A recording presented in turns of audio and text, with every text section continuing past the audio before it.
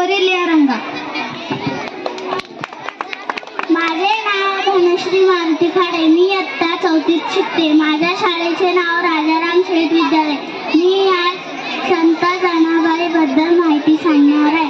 संत जनाबाई हे महाराष्ट्रातील एक सुप्रसिद्ध संत कवयित्री होते. त्यांच्या वडिलांचे नाव